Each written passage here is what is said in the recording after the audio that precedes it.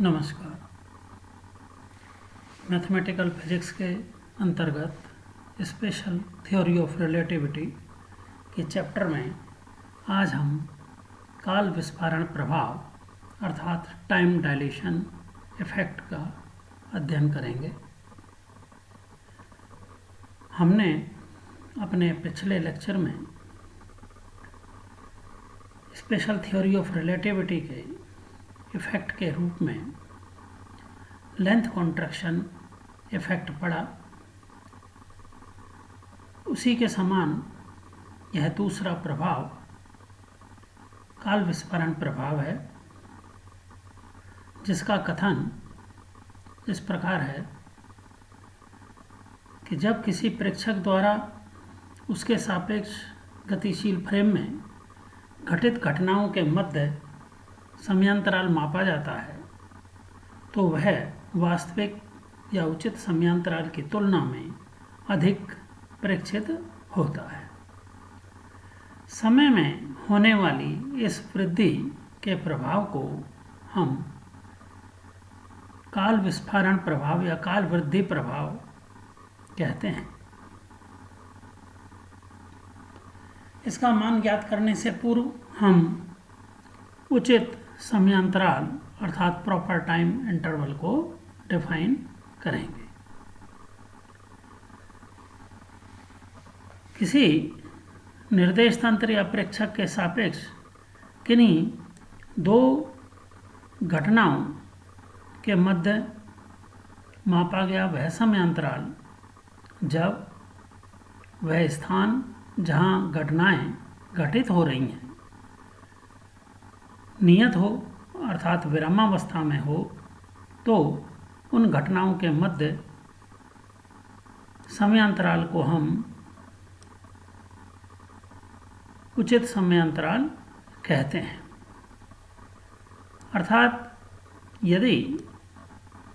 हमारे पास दो frame of reference हों, जैसा कि चित्र में देख रहे हैं, एक फ्रेम रेस्ट पर है तथा दूसरा frame S dash, frame S के सापेक्ष एक समान वेग v से x अक्ष के अनुदेश गतिशील है। अब यदि एस डैश फ्रेम में स्थित किसी बिंदु पर एक के पश्चात एक कुछ अंतराल पर दो घटनाएं घटित होती हैं, एक ही स्थान पर घटित होती हैं। इसका अभिप्राय यह है कि जब बिंदु P, जिसके लिए कि एस डैश फ्रेम में दूरी x डैश या निर्देशांक x डैश नियत है और उस x डैश स्थान पर x डैश दूरी वाले स्थान पर जब दो घटनाएं घटित होंगी तो जो घड़ी एस डैश फ्रेम में है वह विरामावस्था में है घटना स्थल बिंदु के सापेक्ष तथा स्थान जहां घटनाएं घटित हो रही हैं वो भी नियत दूरी एक्स डैश पर है मूल बिंदु ओ डैश से। तो ऐसे निर्देश तंत्र में घटित घटनाओं के मध्य जो समयांतराल होगा वह वास्तविक या उचित समयांतराल कहलाएगा, जिसे हम प्रॉपर टाइम इंटरवल कहेंगे। तो इससे स्पष्ट है कि जो अपेक्षिकता का ये प्रभाव है वह कोलोकेलिटी या सन स्थिति का प्रभाव है, क्योंकि यहाँ दोनों घटनाएं एक ही स्थान एक ही स्थिति P पर घटित होती हैं। इस प्रकार यदि बिंदु P पर जो दो घटनाएं घटित हुई हैं उनके मापे गए उनके घटित होने के जो समय हैं वो क्रमशः T1 डैश व T2 डैश हों, तो फ्रेम S डैश में घटनाओं के मध्य उचित समयांतराल, जिसे हम यहाँ T0 से व्यक्त कर रहे हैं, उसका मान T2 dash minus T1 dash होगा। अब हम बिंदु P जो कि गतिशील फ्रेम में है उस पर घटित घटनाओं का समयांतराल स्थिर प्रेक्षक या स्थिर फ्रेम S के मूल बिंदु के सापेक्ष ज्ञात करते हैं। तो निर्देश तंत्र S के सापेक्ष घटना स्थल बिंदु मूविंग कंडीशन में हैं और उनके मध्य मापे गए समय यदि T1 व T2 हों तो एस फ्रेम के सापेक्ष आभासी समयांतराल T2 माइनस T1 होगा। अब आभासी तथा वास्तविक समयांतराल के मध्य संबंध प्राप्त करने के लिए यहाँ पर हम समय के लिए लॉरेंज व्युत्क्रम रूपांतरण समीकरण प्रयुक्त करते हैं, जो कि t equal to T dash plus V X dash upon C square upon under root 1 minus V square upon C square द्वारा दिया जाता है। इसके द्वारा अब हम दोनों घटनाओं के लिए जो रूपांतरण संबंध होगा वह समीकरण 3 और 4 द्वारा व्यक्त करके लिखा है, जिसमें कि एक्स डैश दूरी दोनों समय T1 व T2 के लिए नियत है, इसलिए उसे एक्स डैश ही रखा गया है, जबकि जो घटनाओं के समय हैं वह क्रमशः T1 डैश व T2 डैश हैं एस डैश फ्रेम में, जबकि S1 फ्रेम में वह T1 व T2 है। तो इस प्रकार से यहाँ से T1 और T2 के मान समीकरण 3 व 4 से अब हम समीकरण 2 में प्रयुक्त करते हैं। तो इस प्रकार से हमें t equal to T2 minus T1 का मान जब हम समीकरण 3 और 4 को घटाते हैं तो V X dash upon C square की टर्म दोनों में कैंसिल हो जाएगी और हमें इस प्रकार से t equal to T2 minus T1 का मान T2 dash minus T1 dash upon under root 1 minus V square upon C square प्राप्त होगा। अर्थात आभासी समयांतराल इक्वल टू उचित या वास्तविक समयांतराल upon under root 1 minus V square upon C square मिलेगा। चूँकि डिनोमिनेटर में रूट की राशि का मान 1 से हमें कम प्राप्त होगा, जिससे कि t ग्रेटर दैन T0 मिलता है। अर्थात जब हम किसी स्थिर प्रेक्षक के सापेक्ष गतिशील फ्रेम में घटित होने वाली घटनाओं के मध्य समयांतराल प्रेक्षित करते हैं तो वह हमें वास्तविक समयांतराल की तुलना में अधिक प्रेक्षित होता है, अर्थात समय में वृद्धि प्रेक्षित होती है। तो समय में होने वाली इस वृद्धि के प्रभाव को ही हम काल विस्फारण प्रभाव कहते हैं। इसके एक उदाहरण के रूप में हम ये कह सकते हैं कि जैसे मान लीजिए कि स्थिर फ्रेम S के सापेक्ष हम गतिशील फ्रेम में घटित घटनाओं के रूप में जो एस डैश फ्रेम में घड़ी स्थित है उसकी टिक टिक की आवाज़ को हम घटनाओं के रूप में यदि माने तो जैसे कि हम जानते हैं कि घड़ी की दो क्रमागत टिक टिक की आवाज़ों के मध्य का समयांतराल 1 सेकंड होता है, जो कि उचित समयांतराल होगा। लेकिन जब हम इसे स्थिर फ्रेम S के सापेक्ष मापेंगे तो वह हमें आभासी समय के रूप में 1 सेकंड से अधिक प्रेक्षित होगा, जिससे कि स्थिर प्रेक्षक यह निष्कर्ष निकालेगा कि उसके सापेक्ष गतिशील घड़ी या गतिशील फ्रेम में स्थित जो घड़ी है वह धीमी या सुस्त चलती हुई प्रतीत होगी, क्योंकि हमें अधिक समय प्रेक्षित हो रहा है। अब हम काल विस्फारण की घटना का एक प्रायोगिक सत्यापन यहाँ पर देखते हैं। तो प्रायोगिक प्रमाण द्वारा भी हम इसे सत्यापित कर सकते हैं। तो इसके लिए हम पाई प्लस मीसोनों के क्षय की घटना का उदाहरण लेते हैं। उचित निर्देश तंत्र में पाई प्लस मीसोन कणों का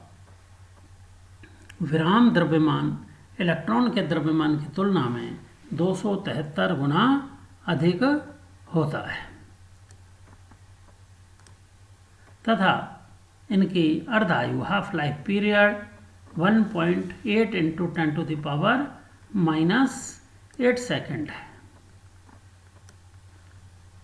और इनका वेग लगभग प्रकाश के वेग के समान होता है और यह मान v इक्वल टू 0.99 c के लगभग होता है। अब हम प्रयोगशाला में 30 मीटर की दूरी पर दो संसूचक, दो डिटेक्टर्स रखकर उनके मध्य से पाई प्लस मीसोन कणों को गुजारते हैं और उनका फ्लक्स मेजर करते हैं। संसूचकों द्वारा जो प्रायोगिक परिणाम हमें प्राप्त होता है वह 60% है, अर्थात 30 मीटर दूरी गुजरने के पश्चात सक्रिय पाई प्लस मीसोनों की संख्या हमें 60% प्राप्त होती है। अब यदि हम प्रयोगशाला में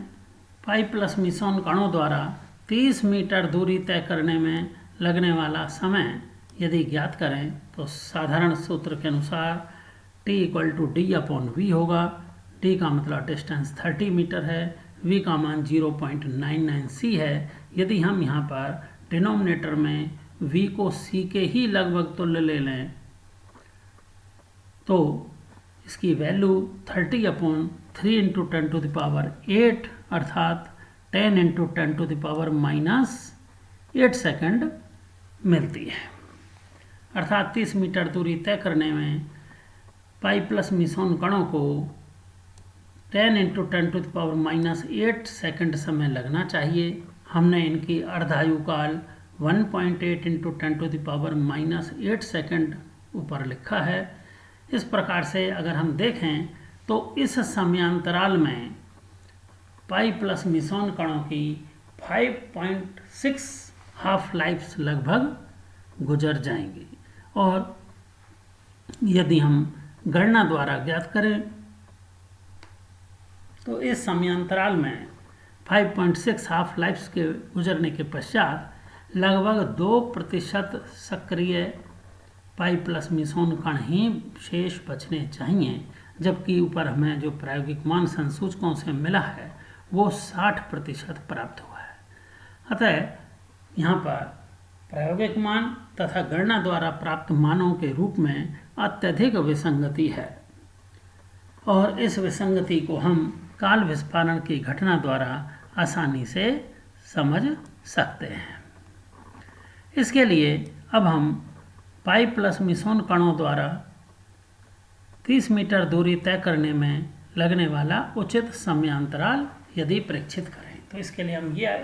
अज्यूम कर सकते हैं कि पाई प्लस मीसोन कणों के साथ ही मान लीजिए कि कोई प्रेक्षक गतिशील हो, उन्हीं के वेग के साथ गतिशील हो, तो उस प्रेक्षक के सापेक्ष पाई प्लस मीसोन विरामावस्था में होंगे और इस प्रकार से इनके द्वारा जो लगने वाला समय होगा उचित समयांतराल का मान वो हम काल विस्फारण प्रभाव के सूत्र के द्वारा जब ज्ञात करें तो हमें उसका मान t0 = t √1 - v² प्राप्त होगा। t का मान जो अभी हमने ऊपर गणना द्वारा ज्ञात किया है 10 × 10⁻⁸ सेकंड लें और √1 - v के मान के रूप में पाई प्लस मीसोनों का वेग यदि हम यहाँ पर 0.99c रखें तो हम गणना द्वारा जब ज्ञात करेंगे तो हमें उचित समयांतराल का मान मात्र 1.4 × 10⁻⁸ सेकंड प्राप्त होगा, जो कि हाफ लाइफ पीरियड 1.8 × 10⁻⁸ सेकंड से भी कम है। चूँकि हाफ लाइफ पीरियड यदि हो जाता तो आधे कण क्षयित हो जाते और आधे शेष बचते, लेकिन चूंकि अभी अर्धायु काल आया ही नहीं है, इसका अभिप्राय है कि अभी 50% से कम कणों का ही क्षय हुआ होगा। तो इस प्रकार से यदि हम कैलकुलेट करें तो 40% कणों का ही क्षय होगा, अर्थात 60% कण ही सक्रिय या जीवित मिलने चाहिए। वही परिणाम हमें संसूचकों द्वारा प्राप्त हो रहा है। तो इस प्रकार काल विस्फारण के घटना की सहायता से हम पाई प्लस मीसोन कणों के क्षय की घटना की सफल व्याख्या कर सकते हैं और इस प्रकार हमें काल विस्फारण की घटना का प्रायोगिक सत्यापन मिलता है।